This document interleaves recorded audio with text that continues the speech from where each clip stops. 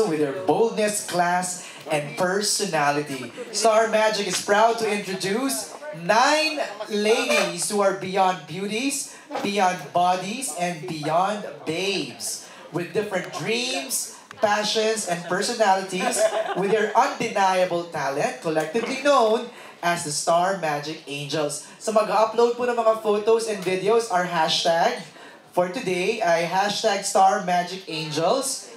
And pwede nyo rin dugtungan niya ng hashtag 23 Years of Magic. You can also follow the group sa kanilang Instagram account at Star Magic Angels. May isang underscore sa dulo. Saka at Star Magic Angels in Twitter.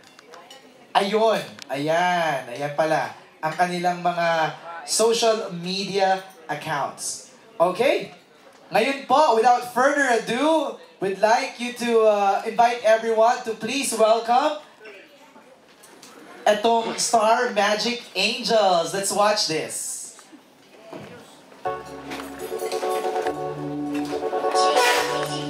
I am a Star Magic Angel. I am a Star Magic Angel. I am a Star Magic Angel.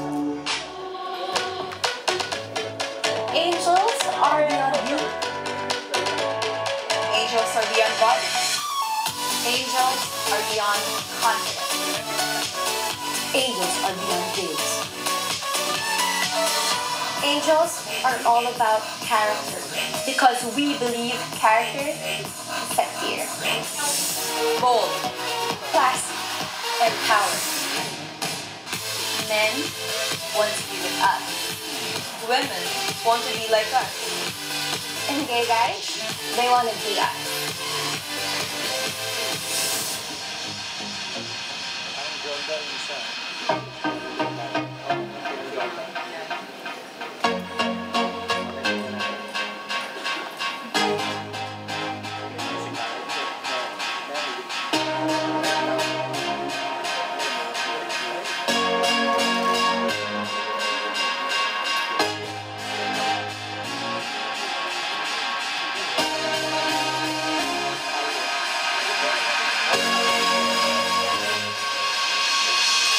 Nung high school ako, I was part of the police academy.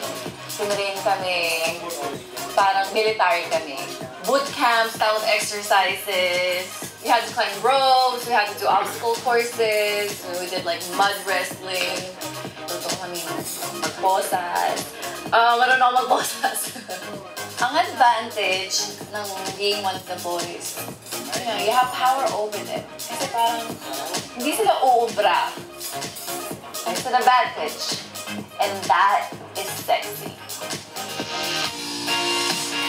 Just like any other girl, I love beautiful things. I love dressing up. I love putting on makeup. I love looking good. But aside from just physical beauty, I'm also very, very passionate about anything that comes from art. I'm a graphic artist. I love to draw. I love to paint. My favorite thing to draw would be I can't imagine my life without the art. Art is beautiful. Art is sexy. But the creative mind behind the art, it's sexy. Si Karen, actually pag may mga tao na nakaharap niya, si Karen galing sa PBB, yung palengkera, yung walang bread yung bibig, yung dolog, yun. Yun si Karen, kasi sa probinsya naman namin, kasi talaga, sa amin, hindi talaga siya yung, alam mo yung sosyal. May simpleng, may pera ka lang yan, 10 pesos, tapos makabili ka lang ng news na talagang tupat-tupat, maganda, go, pack na yun. Kahit dologs na, okay ka. At ayoko, si Karen ako. And Jologs is boom. Sa tingin ko, yun yung nagkakasexy sa akin. Yun.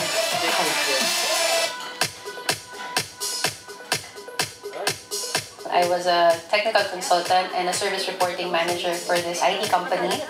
And work was okay, but I felt that something was amiss. Yun, and then this opportunity came to join a national pageant, Pilipinas Pilipinas 2014. And I had to resign from work. Sobrang heavy niya because imagine mo, I studied a lot. I studied 4 years of college to get work like that. Then I had to resign. So, yun yung I think heaviest chance that I had to take. para marating kung saan ako ngayon. I really love taking chances. And I must say, that's what makes me sexy. From grade school to high school, nagvo-volleyball ako. Sobrang minahal ko yon. Sobra-sobra na even after high school, pinursu ko yon. I always give 100%. Never na tayo. Aside from volleyball, naku, martir ako eh. 100% ako kung magmahal, buong-buong kung magmahal. Pero the difference is, competitive ako sa volleyball, but then sa love life, sa relationship ko, submissive ako. Para kung sakaling mag-fail ng relationship, walang regrets, no regrets at all. And sa huli, masasabi mo na hindi ka nagkulang. Gusto ko nga yun eh. Ever since I was a kid talaga, mahilig talaga ako sa anime. Tuwing nagko-cosplay ako ng isang character, hindi lang yung damit nila yung ginagaya ko, pero pati na rin yung attitudes nila. Kasi these characters, kahit ano yung mga pagsubok dumadating sa kanila, they always have this power na to overcome all these challenges. Gusto ko talaga yung pagko-cosplay. Kasi aside from me enjoying yung paggaya ng character, nag-enjoy ko pasayahin yung ibang tao. And that's what really brought out yung parang playful, fun side ko. I went out on dates with guys before. My favorite part is the getting to know stage, definitely. Yung parang hindi mo pa mabasa kung sino siya, kung ano gusto niya, kung gusto mo pa talaga niya. And then everything is like a mystery and I find it very sexy. Lalo na sa mga babae, for me it means power. So yeah, mystery is sexy. Kasi kung kilala niyo ako personally, medyo childish nga ako sa ginagawa ko, sa mga hilig ko. So yun, nagbago lang yung record 21. Actually, nag-request ako sa mami ko kung pwede sa 21st birthday ko. Pag-celebrate ako ng ibang classic pagka-birthday. So yun, nagpaalam ako kung pwede ako magpa-photoshoot ko medyo sexy, ganyan. Pumayag naman siya, tapos pinanong kita pictures, ganyan. Realize ko na dalagi na talaga ako. Kailangan ko lang tanggapin, kailangan ko na talagang i-embrace, na kailangan ko na maging independent. Masarap sa feeling kasi doon mo na-express yung gusto mong gawin eh. Alam mo yung kaseksihan mo, yung freedom ng pagsasayaw, ay makakompare ko yun sa life ko ngayon kasi single na ako. So asap pala maging single. Ngayon ko lang na-realize dahil yung sa 7-year relationship. So, ngayon ko lang na-enjoy yung freedom ko. Nagulat na lang ako na parang, ay, ganito pala ako, kaya ko na ba naman ito, ganyan. Lalo ko na-explore yung sarili ko. So, mga girls na feeling nila na hindi sila nabuhay ng labo, that's not true.